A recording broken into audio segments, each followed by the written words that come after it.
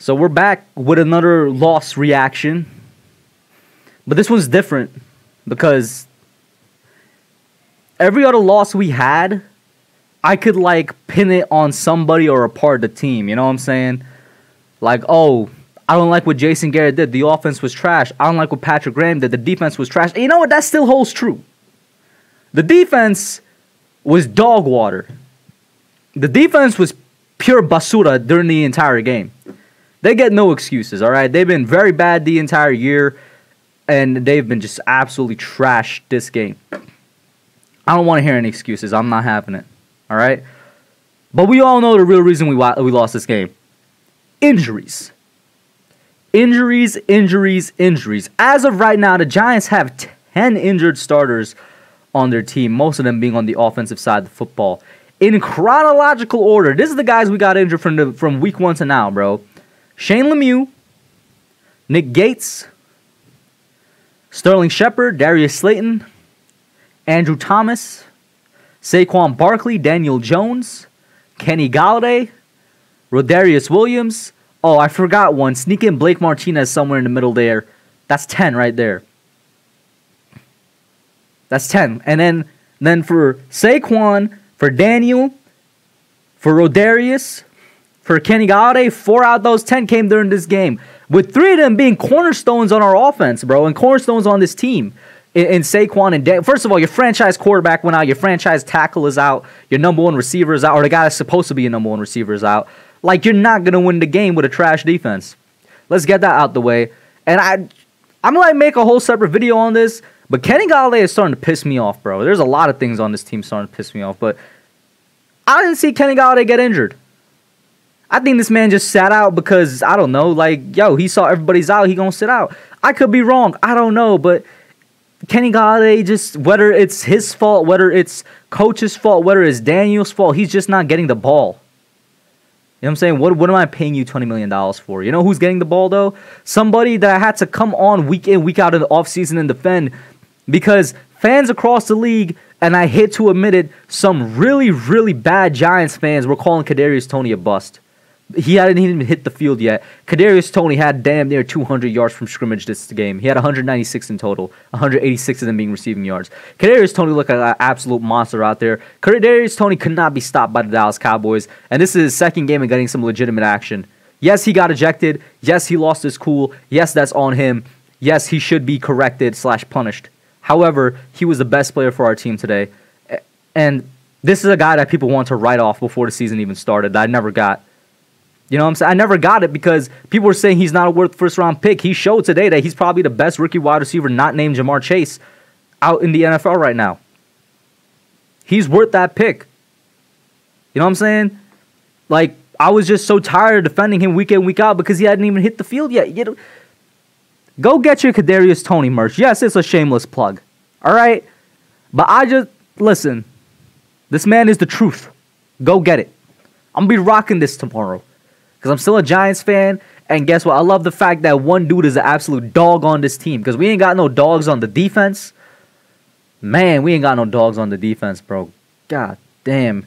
The offensive line, I can't even be angry at them because that was like the 6th configuration of offensive line that we put out once again because of injuries. So at some point, it's going to have to give. They're going to have to, you know, start actually performing as what they are. If that was a patchwork offensive line with mostly backups out there, of course it's going to perform badly. You know what I'm saying? I don't blame really that much on them. Like, for the first 4 weeks of the season, it's been patchwork, and now the left tackle goes out, Andrew Thomas, another dude who I've been defending for years on this channel that's being vindicated. Same with Daniel Jones. Last year, I was being called a homer because of how much I defended him. Guess what? Now we're arguing if these guys were there that we win this game. You know what I'm saying? And this goes into a whole Dave Gettleman thing too, and maybe I'll make a whole other video on this because I'm going to be honest with you guys, this reaction video ain't really going to have much of structure to it. It's just going to be me. I don't know, man. Because a lot of people are going to blame Dave Gettleman for this game. I'm going to want him gone. And there's a lot of people that have legitimate personal vendettas against Dave Gettleman.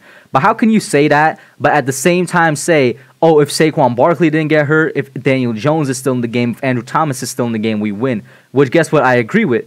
Or at the very least, I'll say it's not a 37-20 blowout where nothing gets done by our team. How can you say that and then say Gabe Gelman should get fired? Because he's the guy that brought them in.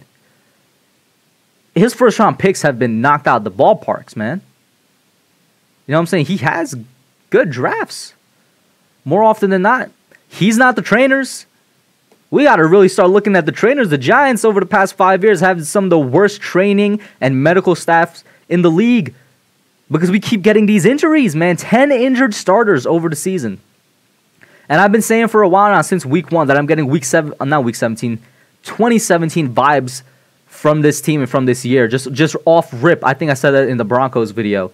And now it's week 5 where a lot of our starters go down the offensive side, just like week 5 against the Chargers in 2017. I keep repeating it because I'm seeing certain patterns. You know what I'm saying? Our medical staff / training staff really needs to be changed. Like, there's nobody I could really blame on this game other than them. They get most of it. You know what I mean? Like, I don't want to hear any type of stupid things like, oh, Saquon was injured because of Daniel, because of the throw. Like, no, the injury happened afterwards, like a whole 2-3 seconds afterwards. You know, Saquon literally didn't look where he was walking / running to, stepped on the Cowboys defender's foot, and rolled his ankle. That's not on Daniel. That's on Saquon for not even paying attention to where he's going. But once again, you roll your ankle, you don't expect it to be injured that badly. So I'm not even blaming Saquon either. Daniel, he led with his head. Yes, he did. This dude puts his life on the line and his body on the line for this team week in, week out. I'm not really blaming him for anything. Hopefully he's good. Hopefully he's in concussion protocol, which means they're going to take care of him. He's going to be out for a week or two. We'll see. Andrew Thomas hopefully is back by next week. Rodarius Williams, I have no idea what it is. And everybody else is basically, out for the season? Like, it's ridiculous. But I do want to say, out of everything bad that happened, and once again, we have those guys. It was 10-3 before Daniel went out, but we were on the goal line. We were on the goal line. We were about to score. And literally, the play after he goes out, we score with a running touchdown from Devontae Booker. So this game is within reach, and this game is a tie game with our starting quarterback in there. That's how much of a difference he makes. He's a franchise guy. He's the franchise guy. You know what I'm saying? That's how much of a difference Daniel Jones makes. And in this just mess of a game where everything that could go wrong went wrong, once again, you got a positive in KADARIUS Toney. He's the truth. He's a legitimate wide receiver. He was an absolute beast, a monster out there. This guy is not even fully developed yet. And that's what I was saying when he was drafted. I'm like, he's not necessarily a project player, but he's not a polished wide receiver. But what he has is pure skill, natural talent, and natural athletic ability. And we saw him use it last week. We saw him use it again this week. He just gets a bit more polished with his route running and, cleans up a little bit of his catching. He's going to be a very deadly wide receiver in the NFL. We're already seeing it right now. You know what I mean? Great positive to take away from that. But, is this team cursed? Is really what I'm going to say. And once again, I apologize for the lack of complete structure in this video. My thoughts are all over the place. I'm sure yours are too. But I'm really starting to believe that the Giants may be cursed or something. Because once again, with the injuries, it's week in, year out. We always have a whole bunch of injuries. Year in, year out, there's something that goes wrong. We finally had a little bit of momentum. We finally had a little bit of oomph in our team. And the most important guys go out. You know what I mean? It's like a cycle. Once again, we had hope in 2016. 2017, injuries, offensive line woes, a whole bunch of things goes wrong. We had a bit of hope in 2020. 2021, whole lot of injuries, complete regression on defense. That's what it was. The defense, once again, this was by far their worst game in my opinion. Shout out to Aziz still. He's still a rookie, but he's still doing his thing. He had great run stuffs today. Lorenzo showed up early on in the game. I'm not sure where they disappeared to. Quincy Roche almost had a play. I think Austin Johnson had a sack. Of course, with the refs, as usual, there's a lot of calls that are not called for the Giants. John Mara definitely don't love this team as much as Jerry Jones loves his team, because I'm convinced Jerry be paying these refs and Mara ain't paying them enough, because there's a whole bunch of calls that should have been called, like the face mask on Devontae Booker where that Cowboys defender should have ripped off his helmet. That's just one of many.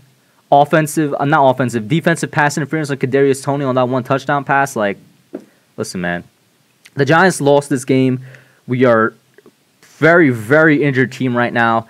I'm not sure where the team is going to head from this. It all depends on how long most of these guys are out. Because if we could get a couple guys back, if we could stay healthy And it's a big if. Maybe we can make something happen, salvage a good season out of what's looking to be a terrible season.